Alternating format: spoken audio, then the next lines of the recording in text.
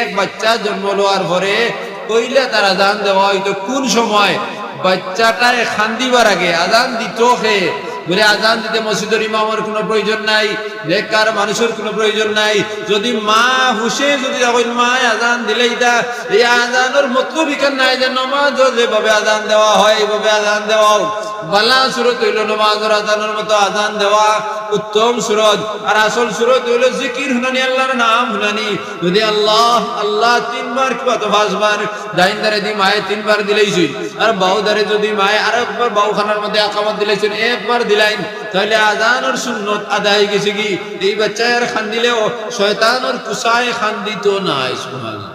ওই সময় আমরা সব থেকে বড় ভুল হইল যে আমরা আজানিকু ঠিক সময়ে দেওয়া নেওয়ার কারণে আমরা আওলাদ হল নেককার বলতে পারি না।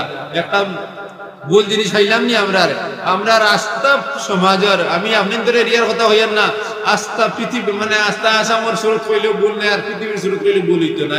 বাচ্চায় জন্ম লইল লওয়ার পরে হসপিটাল হোক বাড়িত হোক, এরপরে ওগুলি আনলা, এরপরে দোয়াইলা, আর দোয়ানির পরে ও মসজিদের ইমাম খুঁজাইতে এক হাফতা আর গিয়াবো তারা জানতে পারে না। আর বুড়া বেটি আপন কিতা নোয়াই করছো না, এগুলো আজানছে না, ইতার লগে আজানের কোনো শর্ত নাই। আজানের শর্ত হইল বাচ্চা দুনিয়াত আওয়ার পরেও ডাইনদারে যে এখন ফরিস্তা আইবা জন্ম লগে লগে জন্ম হয়, কারণ এনে আল্লাহ জন্ম দেয় বাচ্চা করে নেক কামা চালাইবার লাগি। ও বাচ্চা আমার লগে লগে ও যে মায় জন্ম দিছইন তাই সমাজ হম যদি দায়ী হল আরো কোনো বেটি খেয়তা হইন না, তাহলে তাই চপ্পির হুনাইতে আল্লাহর নাম হুনাইতে আল্লাহু আকবার আল্লাহু আকবার আল্লাহু আকবার দোদারে দি হুনাইলি দা।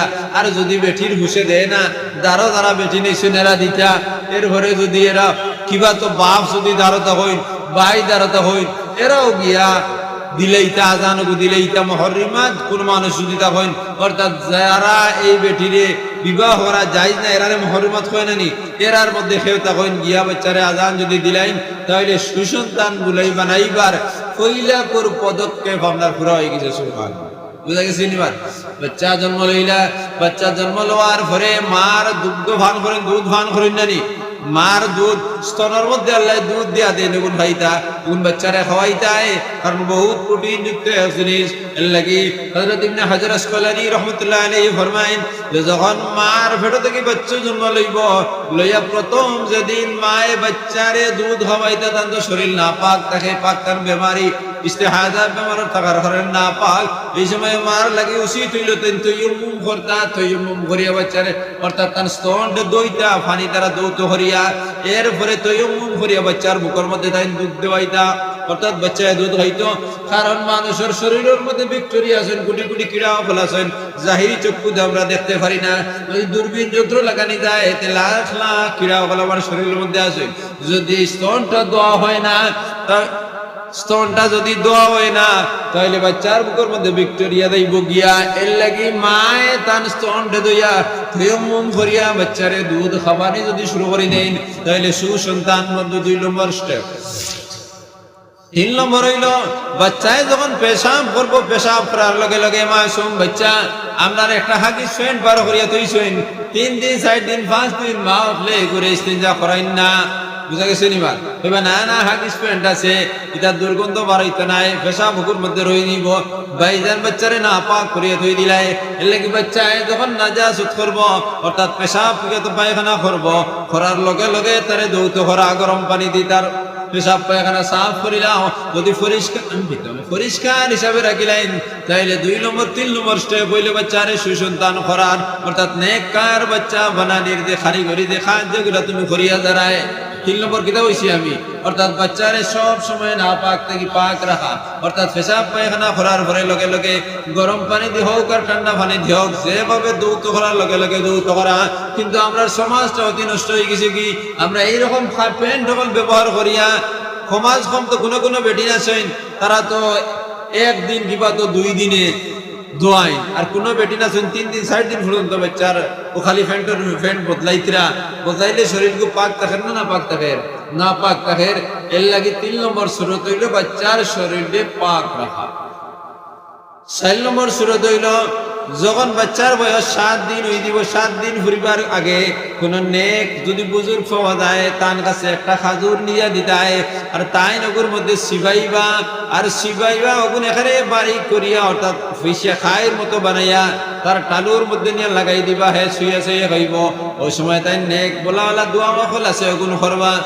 আব্দুল্লাহ ইবনে আব্বাস রাদিয়াল্লাহু তাআলা আনহুর কাছে যখন যায়েদ ইবনে আসলাম রাদিয়াল্লাহু তাআলা আনহু তান ফুয়ারে মাসুম বাচ্চারে লিয়ে গেছেন, আমার বাচ্চারে তুমি তহনিক করে দেখে হয়, তহনিক করে দাও। তখন খাজুর সিবাইছেন, আর সিবাইয়ে খাজুর করে টালুর মধ্যে নিয়ে লাগাইছেন। আল্লাহ কান্দির ঘরে দোয়া করতেন, আল্লাহুম্মা বারিক ফি হুসনিকা, আল্লাহ তোমার হুসনের মধ্যে সুন্দরতা বাড়াইয়ে দেখা। আল্লাহুম্মা বারিক ফি ইলমিকা, আল্লাহ তোমার ইলমে বাড়াইয়ে দেখা। আল্লাহুম্মা বারিক ফি আমালিকা, আল্লাহ তোমার আমলে বাড়াইয়ে দেখা। আল্লাহুম্মা বারিক ফি, ওলা একটা একটা করে দোয়া করছেন। আর দোয়া করে দেওয়ার পরে এই বাচ্চাকে নেককার বানি গেছেন, তখনই কোরআনি কোন নেক বুজুর্গ দ্বারা বুঝা গেছে। যখন 7 দিন হয়ে দিব, কিবা তো 7 দিন যদি পারো, আল্লাহ যদি আপনারা তৌফিক দেন তাহলে তারা আকিকা দেওয়া। 7 দিন যদি পারেন না তাহলে 14 দিনের দিন আকিকা দেওয়া। 14 দিন যদি পারেন না তাহলে 21 দিনের মধ্যে আকিকা দেওয়া। আর এরপরে যদি দিন অতিক্রম হয়ে যায় তাহলে বাচ্চাটারে অর্থাৎ যেদিন জন্ম লইব এর আগে তারা আকিকা দেওয়া। আকিকার মধ্যে সুন্নত তরিকার মধ্যে ইস্তেমাল করা, অর্থাৎ আকিকার একটা ছাগল দ্বারা যদি ফুড়ি হয় তাহলে একটা ছাগল দিলাম, কিংবা তো ফুয়ায় 2টা ছাগল দিলাম। যদি তোমার তৌফিক কম থাকে, টাকা পয়সা কম থাকে, ফুয়ার বেলাও যদি তুমি 1 ছাগল দেও পারবাই, কারণ অবস্থা হিসাবে একটা কিংবা তো 2টা আইব। যদি মালদার মানুষ হয় তাহলে 2টা, আর যদি মালদার মানুষ হয় না তাহলে কম পয়সা করির আর্থিক অবস্থা দুর্বল থাকে তাহলে একটা দিয়ে আকিকা দিতে পারবাই। অর্থাৎ 7 দিনের দিন তুমি আকিকা দাও, আর আকিকার মাংসগুলা নেক মানুষ গুলার গরিব হল আর নিজ আত্মীয় সমান হারে বাটিয়া দেও। কিন্তু এই জায়গার মধ্যে দেখা যায় আমরা পরিবেশে আমরা নষ্ট করে ফেলাই দিছি। যেদিন আমরা আকিকা দিলাম, আকিকা দেওয়ার পরে আকিকার জন্তুর বালা বালা মাংসগুলা আমরা নিজের আত্মীয় স্বজনকে খাওয়াইলাম, আর গরিব মানুষের কোনো সময় দেইও না, ইলা হয় কই না এগু মুস্তাহাব ভাই অনেক আমল খোলাছে, এগু আমলটা মুস্তাহাব থাকবো কিন্তু আমল করার দায়িত্ব থাকবো ফরজের মতো আদায় করা। আমলটা থাকবো মুস্তাহাব কিন্তু আমল করতায় ফরজের মতো। কিতার লাগি বাস মুস্তাহাব আছে, যেগুন মুস্তাহাব থাকবো কিন্তু ফরজেরা গুরুত্ব সহকারে আদায় করা হয়, ইগুরেও গুরুত্ব সহকারে আদায় করা হইতো। তার কারণটা কিটা? অনেক বাচ্চার আকিকা দিলায় 7 দিনের দিন সুন্নতি তরিকায় দিলায়। এক বাচ্চার আকিকা, এই আকিকা 7 দিনের দিন দিয়ে সুন্নতি তরিকায় যেভাবে করার তুমি করবাই, কিন্তু ইগুর যদি মুস্তাহাব হয়ে ছাড়ি দেও, ইগুর আর আকিকা 7 দিন আর একবার আইবনি। বাচ্চা ইগুর 7 দিন আর একবার আইবনি। একজন মানুষ যদি মারা যায়, মারা যাওয়ার পরে তান খাফনের মধ্যে সুগন্ধি লাগানি, অর্থাৎ কিতাব লাগাই না নি ধুনা, এটা তো মুস্তাহাব জিনিস। অনেক মেসা বগলা ইবাদারও কিবা তো গাঁর কিছু ওদের নেতা হল আসেন না নিবা খারাপ পাইয়া না, এরা এটা বাদ দেও, এটা মুস্তাহাব জিনিসকে ঠেলামারি ভরাই দিন, এটা হইল বেওকুফি। এগু কিন্তু মুস্তাহাব ঠিকও আছে, এগু আদায় করা ফরজের মতো গীতার লাগি। কারণ এই মানুষ 2বার আইবানি, জান কাফনের মধ্যে তুমি সুগন্ধ লাগাইতাই, দুনার গন্ধ লাগানি মুস্তাহাব নানি, এন মুস্তাহাব হয়ে তুমি শাড়ি দিলাই, মুস্তাহাব আমল না করলে কোনো গুনাহ নাই, করলে নেকি তো খান নানি, কিন্তু তুমি শাড়ি দিলাই। কিন্তু এই বেটারে আরেকবার কাফন পিন্দাইবার সুযোগ পাইবাইনি। বাউদারে দি ফইলা কাপড় পিন্দাইতে বাউদারের ঘরে ডাইনদার যদি মুস্তাহাব হয়ে শাড়ি দেও আরেকবার তুমি তাহলে সুযোগ পাইবাইনি। খান দো লইয়া 40 কদম আডি দেয় মুস্তাহাব হয়ে শাড়ি দিলাই আরেকবার তাহলে সুযোগ পাইবাইনি। এর লাগে কিছু কিছু শূন্যতা আছে, ইগুন তোর সুযোগ, ইগুন তোর মৌকা একবার আয়, 2বার আয় না। যে সুন্নত গুলা মুস্তাহাব গুলার সুযোগ একবার আয়, ইগুন তোরে ওলা দায়িত্ব সহকারে আদায় করা হয়তো, যেমন ফরজ আদায় করতে ওলা দায়িত্ব সহকারে আদায় হয়। এর লাগে 7 দিনের দিন তারা আকিকা দেওয়া। আর এই বাচ্চা জন্ম লওয়ার পরে এই 7 দিনের দিন তার মাথার চুল ওগুন খাটিয়া আর ওগুন তোরে ওজন করিয়া ওগুন তোর মূল্য হিসাবে সোনা কিবা তোর উভা মালদার তাহলে সোনার দাম যত হইব, মানে অতখান চুল হইব না, এটা বেশ থেকে 5 গ্রাম 7 গ্রাম কিবা তো 10 গ্রাম কতগু সকল হরু তার মাথাত হয় না চুল হয়, মানে খেয়ের 2 গ্রাম হয় কোনো বাচ্চার চুল। ও চুল ওগুন তোরে পাল্লার মধ্যে ওজন করিয়া যতখান ওজন হইব, যদি মালদার মানুষ হয় তাইলে অতখান সোনারে দাম সদলা করে দেওয়া, আর যদি পয়সা করি আর্থিক অবস্থা দুর্বল থাকে তাহলে রুফার দাম 100-150 টাকা হইব গুণ আদায় করা এখন মুস্তাহাব। কিন্তু মানুষে কিন্তু আমল করে না কইটা তো মুস্তাহাব, কিন্তু এই সুযোগটা দুইবার আয় না। আকিকা দিলে দেওয়ার সময় কোনো আয়োজন না করো না।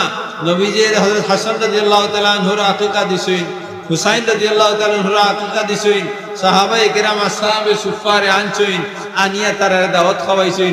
কোনো আয়োজন নাই। আমরা অগন্তর মধ্যে রুমাল চুমাল আর কিতাকিতি একটা আয়োজন করিয়া আস্তা আকিকারে বরবাদ করে লিলাই। বাচ্চারে যদি দিনদার বানাইতে হয় তাহলে আলিম উঠলে যেভাবে কইছেন ওভাবে করো, বাচ্চা দিনদার বনবো।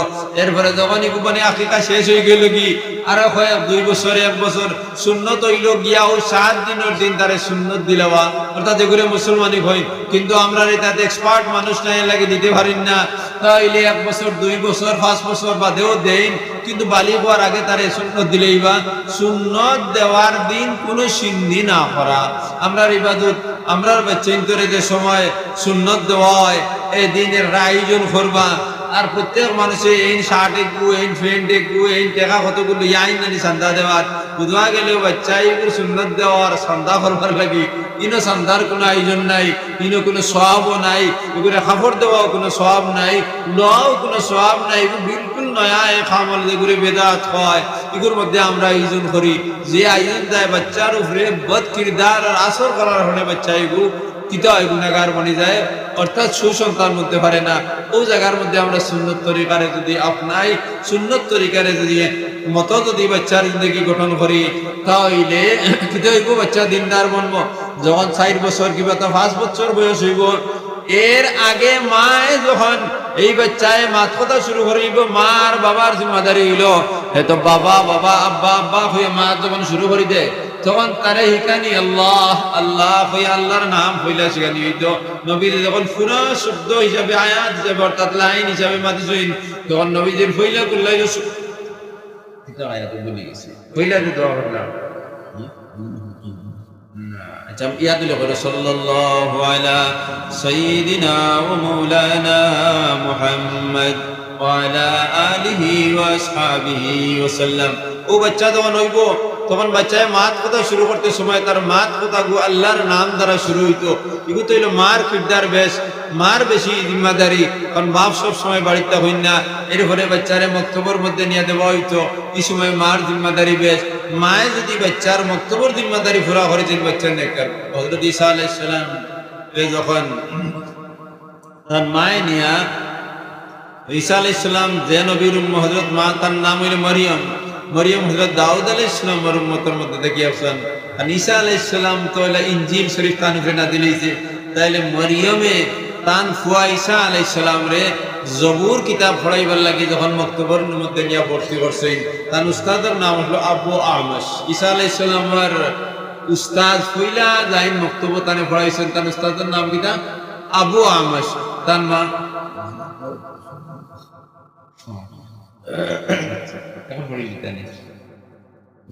সাল্লাল্লাহু আলা সাইয়্যিদিনা ওয়া মাওলানা কইলাইতে শেষ করে দিব।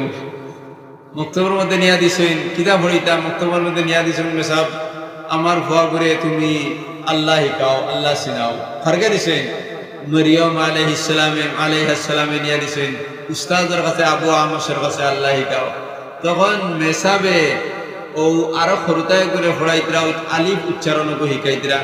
আলিফ অক্ষর দেখু উচ্চারণ আলিফের উচ্চারণ দিলা আরবি ভাষা তো আলিফ ওলা জবুরের মধ্যে আলিফের উচ্চারণ আলিফ আসলো, আলিফের উচ্চারণ আলিফ আসলো। তখন মেসাবে ফুরিয়ে ঘুরে হইতরা কুল আলিফ, তুমি খো আলিফ মানে আলিফের উচ্চারণ। কিন্তু মেসামর জবানের মধ্যে লুকনত আসলো মানে তুতলাইটা, তুতলানির কারণে তাই আলিফের উচ্চারণ করতে পারতাম না। তাই আই আইফ আইফ ঘুগরিরা কইতা খো তুমি আলিফ, আর কইতে সময় তাই কই দিতে আইফ। তখন এই হরুতা দেখবো আলিফ হইব না আলিফ হইব আইফ হইব আইফ হয়। কইতে কইতে কইতে কইতে যে সময় ফড়াইতে পারছেন না মেসাবর গুসা উঠছে ওগুলো তাবড়েকে মারি দিয়েছেন ফুরিয়ে ঘুরে। তাবড় মারার পরে ঈসা আলাইহিস সালাম তো এদিন হইলা মসজিদে নিয়ে দেওয়া হয়েছে।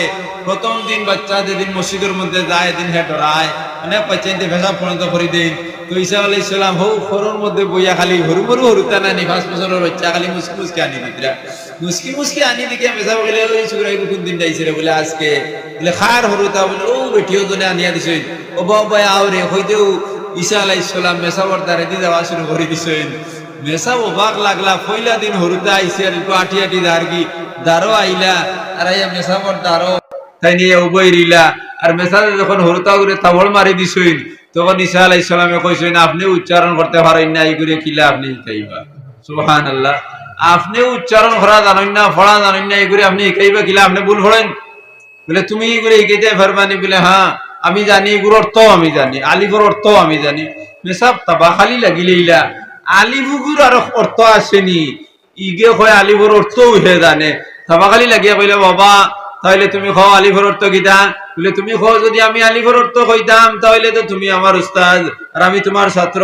এখন যদি খাও আমি আলিফের অর্থ কইতাম তাহলে আমারে উস্তাদ মানা লাগবো তুমি ছাত্রওয়া লাগবো সুবহানাল্লাহ মেসাব তাবা খালি লাগিলে বাচ্চায় কিতা হয় মেসাবে কইলে বাবা তুমি কইতে পারবেন হ্যাঁ কইমু বলে বল লাগবো ও তাই নেই ঈসা আলাইহিস মেসাব লামি গেলা গিয়া আর ঈসা আলাইহিস সালাম তো ফাস্ট বছর বাচ্চা তাই সিয়ার বই গেলা আর বইয়া উঠিয়া কইলা জালাস্তু জালসাতান নবী আলাইহিস সালাতু ওয়াস সালাম একজন নবী হিসাবে বহার মতো আমি বইলাম সুবহানাল্লাহ জালাস্তু আমি বইলাম জালসাতান নবী আলাইহিস সালাম একজন নবী বইন গান্ধী তার নবুয়তির ঘোষণা দিলে ইলা যে আমি জন্মগত নবী কত বড় কথা কইছেন জানি এরপরে তো কইছেন আলিফ আলিফের অর্থ কিতা মা মানাল আলিফ আলিফের অর্থ কিতা বলে আলিফের অর্থ হইলো আলিফ এর অর্থ হইলো আল্লাহ আলিফ আলিফুন মুরাদুহু আল্লাহ আলিফ দি আল্লাহ বুঝানি হয় কইয়া কইতরা এই আলিফ দি আল্লাহ বুঝানি হয় মেসাবে উঠে কইলা আর কইলা আলিফুন লাইসা বিজাওয়াতিন আলিফিকু কোনো বেখাবে কি হইয়া উবাইতে পারে না এগুর মধ্যে কোনো বেখাবে কি নাই মুরাদুহু আল্লাহ আমার আল্লাহর মধ্যে কোনো বেখাবে কি নাই কারণ আলিফ রে সিধা করে লেখা লাগে না নি আর আল্লাহ তো আমার আলিফ সরল যখন আলিফ রে যদি আপনি এইভাবে বেখা করেন তো বেখা গাছ যদি ইবাই বেখা করেন তাহলে ছাত্রী হয়ে দিব ইবাই বেখা করেন তো খড়া হয়ে দিব তাহলে বেখাইকো কোনোদিন আলিফ হইতে পারে না অর্থাৎ সরল হইতে লাগে আমার আল্লাহ সরল মুরাদুহু আল্লাহ এরপরে ওইটা কইছেন লাইসা বি হরকতিন আলিফের কোনো হরকত হইতে পারে না কারণ আলিফ দি দুই আলিফের উপরে জবর দেও তাহলে আলিফ থাকে না হামজা জবর আ হয়ে যায় জের দেও তাহলে আলিফ থাকে না হামজা হয়ে যায় পেশ দেও হামজা হয়ে যায় যখন মুরাদুহু লা শরীকা লাহু মুরাদ হইলো আল্লাহর কোনো শরীক নাই যখন আলিফ এক আছে জের দিলে দেবলা আলিফ থাকে না বদলি যায় তাহলে আমার আল্লাহ এক তান যদি শরীক হয়ে যায় তাহলে আল্লাহ হইতে পারেন না মুরাদ হইলো লা শরীকা লাহু তান উস্তাদ তাবা খালি লাগি এরপরে ওইটা হইলা